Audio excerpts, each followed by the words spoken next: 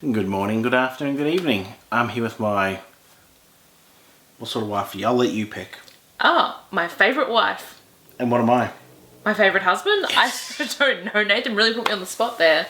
But we're going to take a look at my top 10 favourite board games. Yes. Ooh. Nathan's top 10 will be coming soon. It has and will be. It'll be coming soon. Yes. So if you haven't already, hit that subscribe button so you don't miss that. Oh yeah, you get to see this on camera more. So we're going to start at number 10 and work our way up to the top.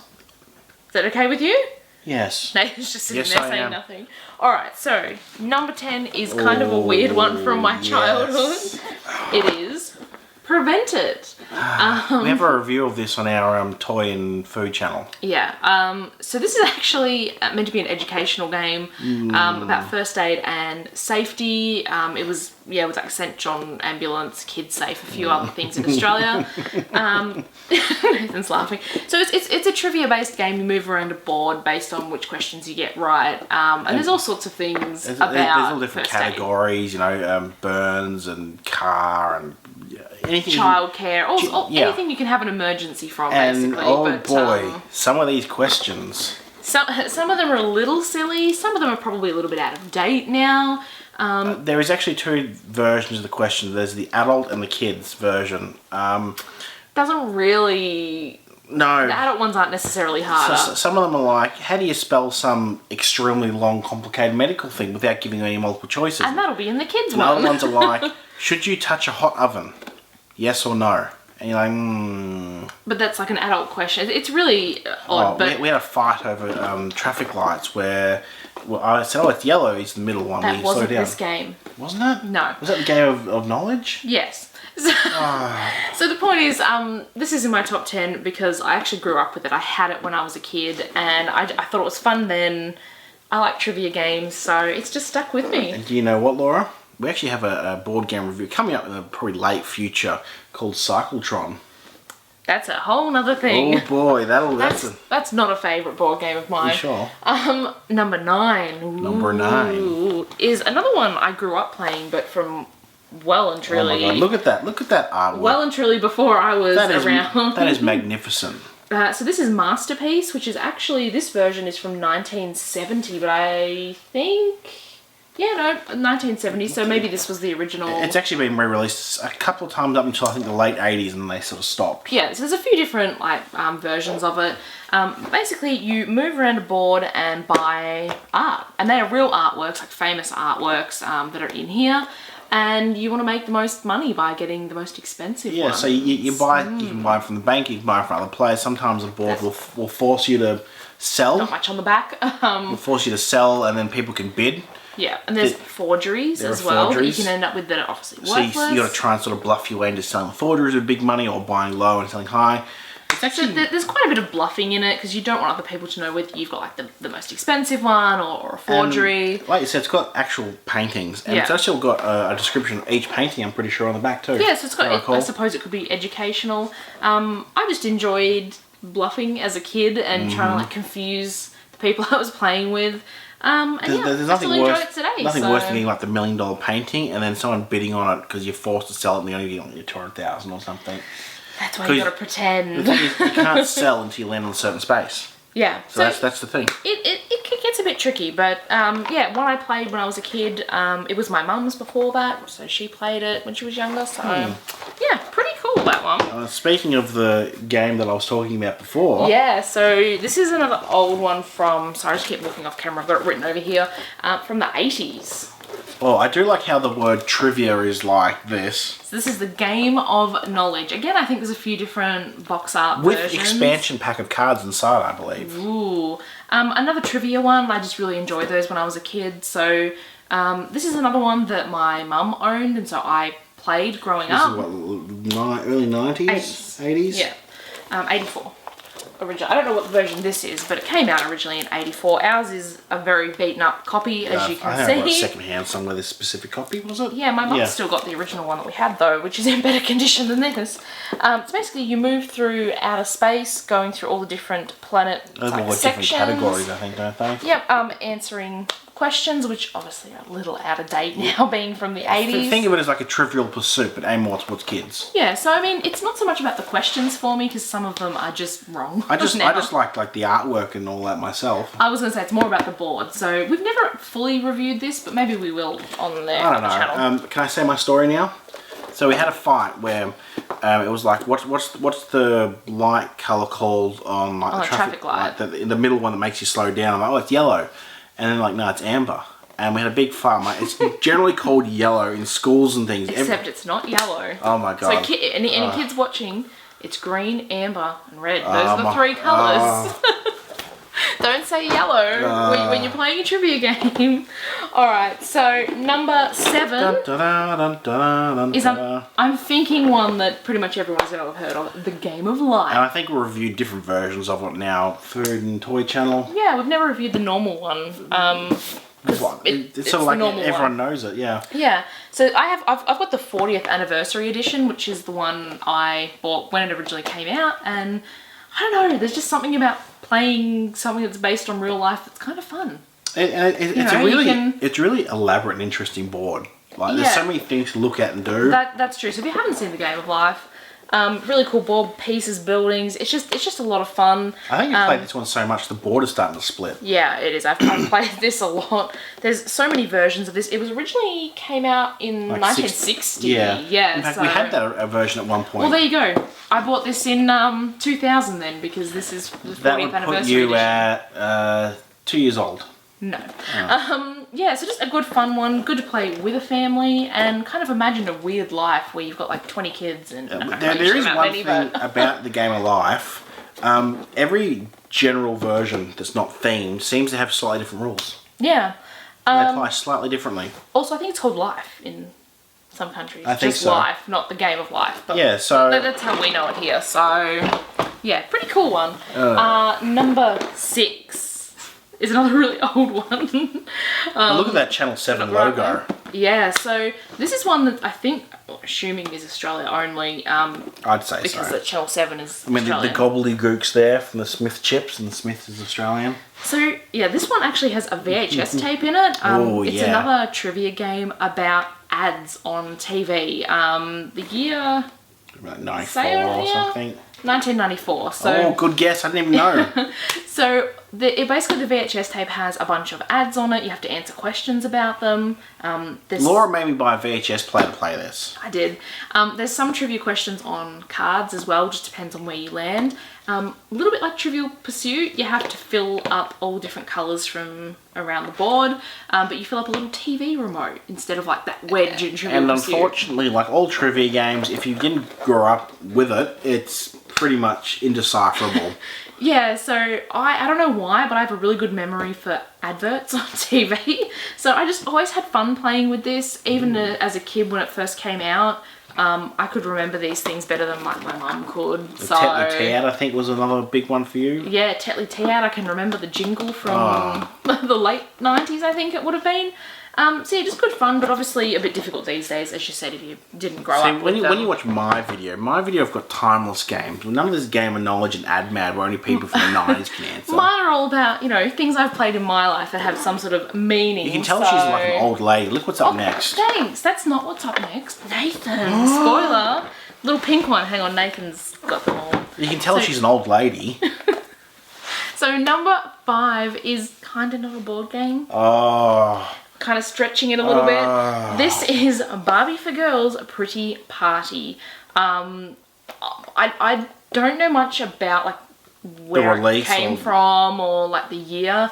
My mum said she bought it at a supermarket when I was little. So that would have been in like the one of 90s. those cheap little like $5-10 things. Yeah, so there's actually a few different ones released like this in little pink case. We have reviews of them, I'm pretty sure. We do, yeah, we have reviews of them up. This one's my favourite. You have to get, with your cards, an invitation, a guest and a present to go to Barbie's party. That's right. And then you get party bags for every time you can send a guest off to the party. And then basically you just want to get the most. So Yeah. very simple to play. It doesn't take up a lot of space or time to play. So I always And yet, like most of the games from that era, the artwork's just cool because I think they're all actual pictures of the actual products. Barbie dolls on like the cards and And it's not things. just like Barbie. There's like a dog, a cat, and things Oh like yeah, that. so if you're a Barbie fan, you would know probably Oh, all yeah. their names and like Skipper's in there and Midge and all that kind of thing. All so, the parties there. yeah, so just really, really fun, really simple, but just a fun one from my childhood. Now? Number 4, I think. Squatter! Now, Laura doesn't like playing this game with me for some reason. Hush you. Squatter. Nathan's pretty ruthless with board games, but this is another Aussie Oh, kind of definitely. one. So you want to buy a sheep to fill up all your paddocks. That's essentially the aim of the And game. you got to but upgrade your paddocks, get more sheep than whoever got... I was going to say, it's a lot more complicated than just buying Yeah, sheep. but- You go through things like drought and floods and it's things pretty much like that. a representation of what a sheep farm would go through. Yeah. Yeah. You know, the problems you would face. It's a lot more fun than that sounds, though. One thing I like is Not the much actual combat. original creator. I think has the original copies had his number, and like you can just ring him up and talk about the game and all that. That's years ago. I mean, Squatter is from 1962. In fact, we did a review on this, one of our very first reviews on our food and toy channel, and I think the son of the creator commented at the time. Yeah, so that was so, really cool. Yeah. no, it's a really cool game. It's basically the Monopoly for Australia. Kind of, yeah. Yeah. These games can be very, very long if you have droughts constantly. And if you're not- like, and if you're not it playing always with- seems to happen. And if you're not playing with me, they're even longer. Don't play board games with Nathan. He's really ruthless and takes them way too seriously. No, not at all. Just a really fun one. I don't know if this is I don't think this is the version I had as a kid, This but is early 60s at least. there's different pieces. In one of them, there's actually little sheep heads as the sheep, and then little like farmer-shaped pieces, which is cool. So I think this has the sheep, but not the farmers, and they're all slightly But different. at least, unlike a Game of Life, I believe the gameplay's mostly stayed the same throughout all the pretty much. releases. Yeah, I think So- it's the same in all of them actually. Oh, and here's one I got Laura hooked on. Number 3, Hooked on a feeling. Carcassonne. We think that's how it's pronounced. Yeah, I could be totally wrong. If I am, I'm really sorry. This is so much fun. So this is the like base game that you have to play, Oh, and there's expansion after expansion after expansion. which after we actually expansion. have a lot Quite a few of. Yeah. It's expensive though, unfortunately, for Yeah. what you get. So it's a tile-based game, so you kind of build like a little village area. You put together all your castles, your roads, and score points Depending on what you... on what you build and what you complete. Again, that kind of sounds simple, but it's really not, because you don't want other people scoring, so you kind of have to focus on stopping them. Like Squatter, I'm really ruthless with this, but Laura really likes it, so she puts up with me just to play it. Yeah. Each expansion adds like a different element to the game, so this is just the base one. And if you have like several expansions in the tiles, Take a while. Oh, boy. Yeah.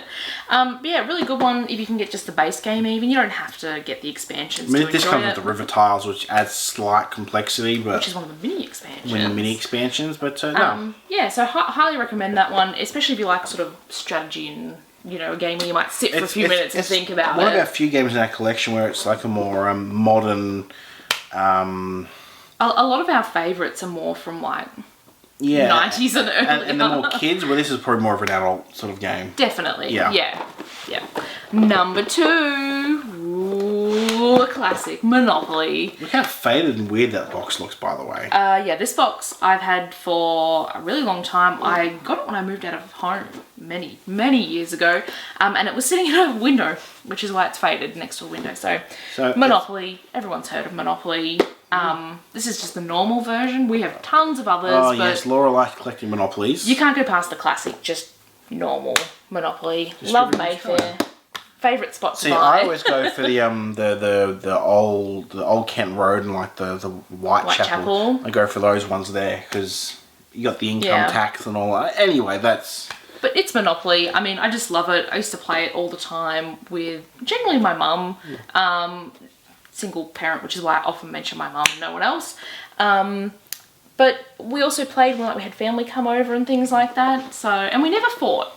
You know, everyone always says Monopoly like ruins families and friendships and all I that. don't actually recall fighting any game of Monopoly either, to be honest. No, I never did. So, No, I do whinge a lot though. Is that the same? doesn't like losing. No, I don't like losing. But the best one, number 1. I don't know why I'm holding up 2 fingers. It's number 1. My all-time favourite. Trouble. No. Dark Shadows. So this is from 1968, so pretty early. Not as early as Monopoly. No. But, this is another one that I grew up with. This is my The original mum's. Yeah, from- my mum's copy that she got in the 60s. And it's just, well, And it's seen better days, but surprisingly, there's actually 2 Dark Shadow games. There's this one, and there's like based on the TV show. on the show, if you another don't one know. you gotta like build like a skeleton or something, I think. Yeah, so I've never had the other one. This one has a big paperboard, so it's It pretty delicate at this stage. And you gotta fold it out, so it's actually really large, the board, but yeah, very delicate, unfortunately. So it's card based. You have to match what you have on your cards in your hand to the icons that are on the spaces on the board to get through. There's different paths you can take to get from point A to B. But some of the paths need more specialised More cards. difficult to find cards. Yeah, like the Barnabas card, which is only 4 in deck. Barnabas on the front here. Yeah, so he's limited, so if you take a shortcut that needs him, it's going to be harder. So very simple to play, but can be just a lot of fun when, you know, you have someone who you think is winning gets a bit stuck. Yeah, you just go through the whole deck looking for a damn bat or a vampire or whatever Yeah. I don't know, I just love this. It's one of the earliest games I remember playing, despite the fact that it's well before my we time. would like to get a better copy, but unfortunately it's sort of hard to find and expensive, and finding one in good condition is... And I kind of like playing with the original one that I grew up playing with, and that my mum played with her siblings as well when she was younger. So it's kind of neat having that passed along. Maybe we'll review this sometime. We haven't reviewed Well, it let us because know. we only just got it from my mum. So yeah, very, very cool. Highly recommend this. I if don't you have can much find to it. say because most of these games I didn't have when I was growing up. Whereas I think almost everything in my top 10 is something I played as a kid with my family, except for maybe Carcassonne. Hopefully I'm saying that right. That's because I introduced you to that when I met you. Yeah, I'm just looking back, yeah. Everything else is from my childhood, so I have really fond memories of playing with family and friends and things Well, I'm like looking that, at the board games over there, which we're about to film after. It's for mine. I'm like, Yeah. well, I didn't have any of those when I was growing up. I actually had some of the ones that are in Nathan's top 10, Yeah. but you'll have to watch that video to find out what his favourites are. Ooh. Now, here's what I want to know. Are there any games here down below which you can't see anymore that you Yeah. want us to review that we haven't already on our... Toy and Food Review Yeah. channel. So make sure you're subscribed over there so you see any new ones. Let us know which ones you want to see. Some are up already and hopefully some will be coming soon. It's pretty cool artwork in the Dark Shadows. It is very awesome. If you enjoyed watching this video, give us a thumbs up. Let us know what you want to see down below on this channel, board game related or otherwise. Hit that subscribe button and check back soon. Maybe not that hard. Don't break anything. Just once. Thanks for watching. Bye-bye.